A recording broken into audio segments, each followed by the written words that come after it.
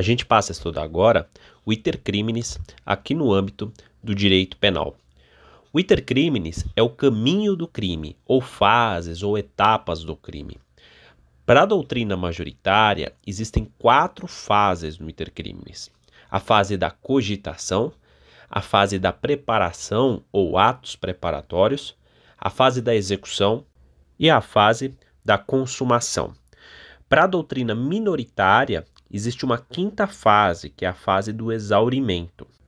A doutrina majoritária, contudo, ela reconhece a existência do exaurimento, mas não como fase do iter criminis. Eles entendem que o exaurimento ocorre após o crime e por isso não seria uma fase do crime. É importante destacar desde já que nem sempre o crime percorre todas as etapas do iter criminis.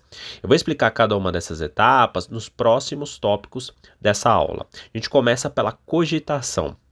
A cogitação, ela é constituída por fatos não exteriorizados. Então, essa fase, ela é constituída por fatos não exteriorizados. Fala-se em momento interno da infração penal, justamente porque o agente ele não exterioriza o seu pensamento.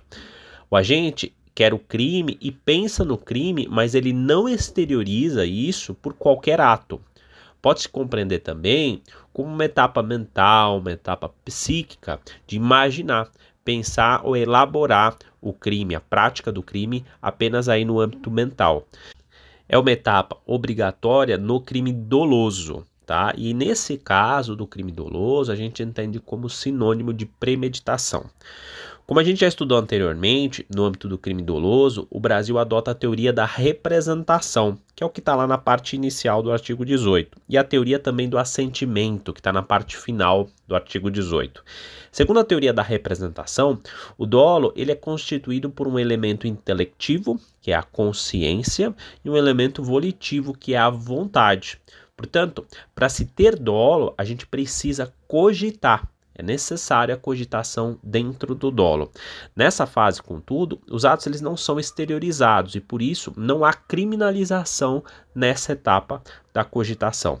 Aliás, nessa etapa, não há lesão ou perigo de lesão a bem jurídico penalmente tutelado. Eu lembro por oportuno que, segundo o princípio da ofensividade, também chamado de princípio da lesividade, não existe crime sem lesão efetiva ou ainda ameaça concreta de lesão a um bem jurídico penalmente tutelado. E como é que funciona a fase da preparação ou dos atos preparatórios? Em paralelo, na fase de preparação, a gente tem a exteriorização da conduta com atos materiais concretos. Quando alguém, por exemplo, compra uma arma para matar outra pessoa, a gente tem aqui um ato de preparação para o crime de homicídio. Como regra, o ato de preparação ele não é punido. Todavia, o ato de preparação ele pode ser criminalizado como crime autônomo. Por exemplo, João ele compra uma arma para matar Pedro. Muito embora nessa etapa João não possa ser penalizado pelo crime de homicídio, porque ele não matou nem tentou matar Pedro ainda, ele poderá ser penalizado, por exemplo, pelo crime de porte ilegal de arma de fogo.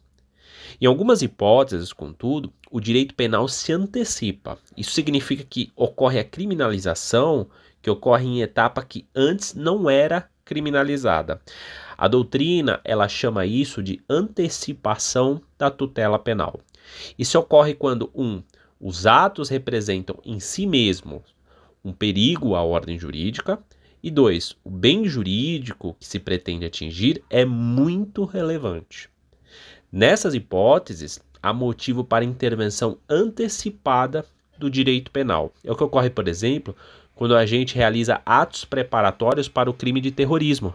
Olha só o que diz o artigo 5º da Lei 13.260. Diz o seguinte, o artigo 5º caput. Realizar atos preparatórios de terrorismo com propósito inequívoco de consumar tal delito. Então ele começa falando em realizar atos preparatórios. Esse é o tipo penal.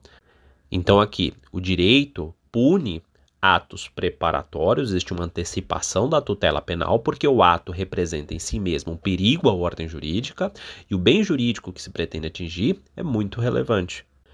E quanto à fase de execução ou fase de atos executórios? Após a preparação, ou atos preparatórios, a gente vai ter a execução ou atos executórios, né? A terceira fase. A execução, ela é uma etapa obrigatória do crime e ocorre quando o agente dá início à realização do crime, interferindo aí na esfera do bem jurídico alheio e permitindo a intervenção do direito penal por meio ao menos da tentativa. A grande dificuldade aqui é a gente delimitar quando realmente começa a execução. E existem teorias para apontar quando começa e quando termina os atos de execução. No início, haviam critérios subjetivos, que contudo eles foram abandonados pela doutrina. As teorias subjetivas tinham como parâmetro a intenção do agente. E na prática, a gente sabe que é muito difícil você constatar a real intenção do agente. Por isso, do ponto de vista prático, a doutrina não utiliza critérios subjetivos para apurar o início da execução. A discussão da doutrina apegou-se apenas aos critérios objetivos. Esses ganharam mais relevância no âmbito do direito penal. São critérios objetivos: 1. A teoria objetivo formal, 2. A teoria objetivo material e 3. A teoria objetivo individual. O primeiro critério, então, para aferir o início da execução é a teoria objetivo formal. A execução, segundo esse critério, ela tem início com a prática do verbo do crime. O problema é que esse critério ele é bastante impreciso. Imagina, por exemplo, que João saca uma arma e dispara contra Pedro com a intenção de matá-lo. Pergunta-se, a prática do verbo matar é com o saque da arma ou com um disparo? Na verdade, o início da execução se dá com a concreta prática do verbo, ou seja, quando o agente realiza a conduta prevista no tipo penal, concretizando o fato. A doutrina entende que trata-se de um critério pobre porque abandona por completo a intenção do agente. Em paralelo, a gente tem a teoria objetivo material, que tem como berço o causalismo neoclássico ou sistema subjetivista. A gente tem uma aula específica para falar aqui no curso de Direito Penal Desenhado da teoria causal clássica e da teoria causal neoclássica. Eu recomendo que você assista essas aulas caso você queira se aprofundar nesses temas. A execução, segundo a teoria objetivo material, se daria momentos antes da prática do verbo, quando se termina a preparação. O primeiro ato após a preparação, então, já pode ser reconhecido como o início do crime, segundo a teoria objetivo material. Observa que a teoria objetivo material, quando comparada com a teoria objetivo formal, ela antecipa o início da execução. O problema, segundo a doutrina, é que o critério objetivo material, ele antecipa demais o início da execução. Em outras palavras, existe uma grande valoração do início da realização do fato em detrimento da concreta prática do verbo do tipo. Nesse exemplo que eu acabei de falar, de que João saca a arma para atirar em Pedro, por exemplo, o início da execução se daria com o saque da arma de fogo por João. A valoração por isso acaba sendo muito vaga, porque João, por exemplo, ele pode sacar a arma de fogo com a intenção de ameaçar, com a intenção de ofender, com a intenção de matar. É difícil nessa etapa saber qual que é a real intenção de João. Por fim, a gente tem a teoria objetivo individual, também chamada de teoria objetivo subjetiva. O início da execução, segundo esse critério, ocorre momentos antes da realização material do crime. Imagina, por exemplo, que João saca a arma e dispara contra Pedro com a intenção de matá-lo.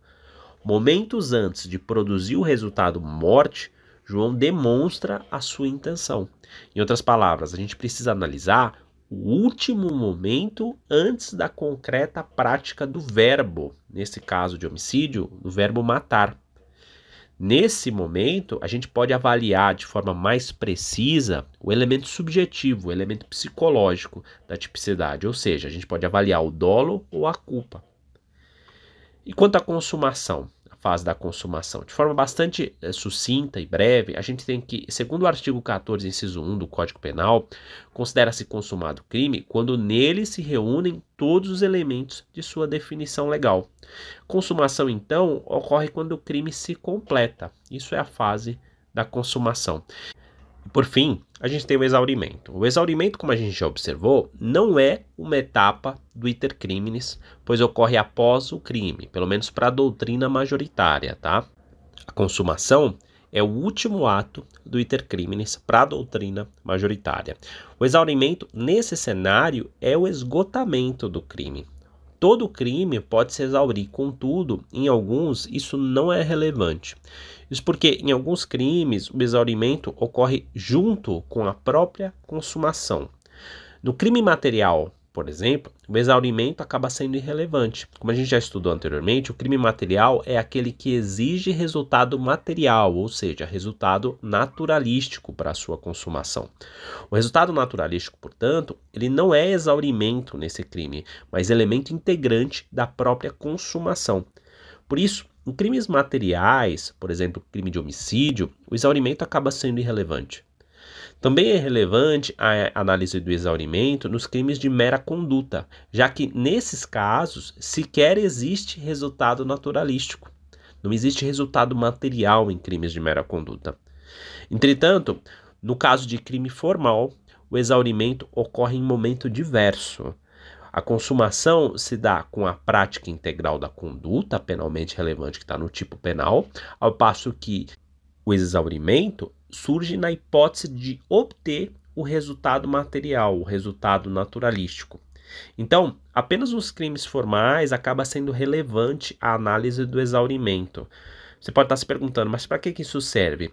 Isso tem implicação direta, por exemplo, na dosimetria da pena, agravando a situação do agente na hipótese do exaurimento do crime.